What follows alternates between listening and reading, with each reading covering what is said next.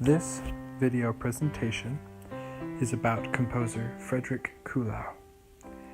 Friedrich Kuhlau was born on September 11, 1786, during the classical period in Ulsan, Germany. Kuhlau was born into a military family.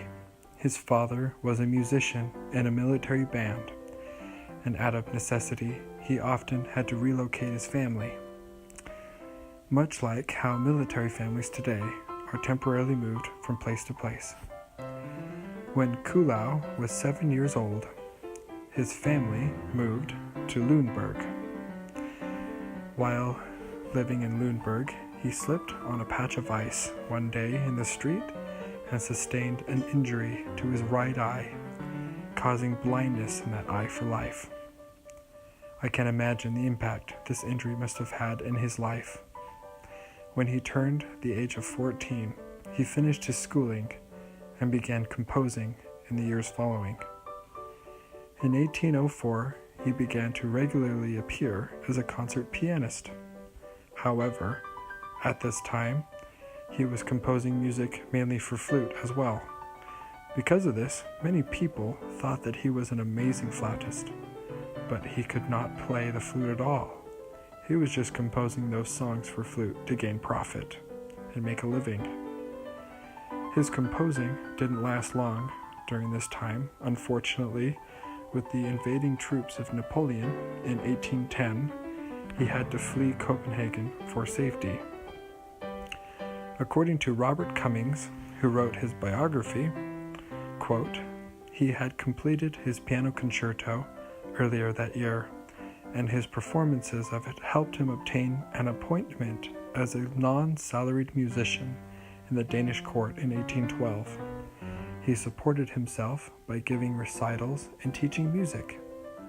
2 years later, he wrote the score for the Singspiel, The Robber's Castle, which was a huge success.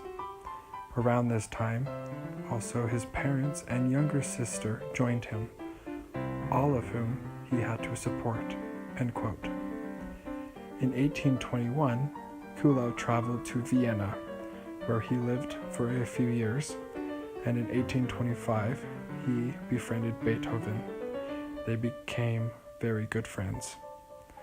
Kuhlau was able to support his parents and disabled sister through his composing and his ability to create operas. So as you can see, he was the breadwinner of his family for a while. In fact, he was still supporting his parents in 1827. In 1828, Kuhlau was given an honorary professorship, which gave him a steady salary, but that only lasted for a couple of years. He quickly had a series of unfortunate events that followed. For example, he had to endure the death of his parents in 1830, and in the next year he himself had a fire that engulfed his home. The fire gave the composer major chest ailments that eventually killed him in the following year.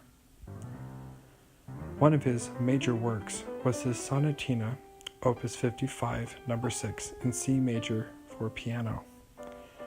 This piece is fast-moving, and it flows in a very smooth-like manner. The left hand supports the right in its melodies, giving it more of a homophonic feel to the music. Kuhlau loved to repeat sections, at least in this particular piece, giving the musician the ability to express themselves more often in their playing. He wrote this piece specifically in sonata allegro form. This piece could also be considered what's called sonatina form, which is slightly different. His influence in life, much like Beethoven, opened the doors wide to the Romantic period in music. A complete analyzing of his works will show traces of a Romantic kind of style. Unfortunately, he does not have many memorials that had been erected in his honor. He does, however, have a bust of him that's located in the foyer of the Royal Theatre in Copenhagen. Apart from that and the gravestone, he has only been memorialized in the form of a privately set up tablet on the house of number 23 in Nyhaven, where Kuhlau lived the last year of his life.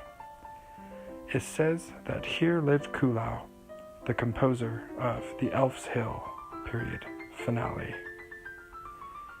If death had not taken him so early on his life, he would have undoubtedly continued down the path of the romantic style of music. He even would have become a major pioneer in that style of music. So from his birth in 1786 to his death in 1831, he had left the foundation of a whole new style of music to his successors as a legacy, who then reshaped the whole embodiment of music.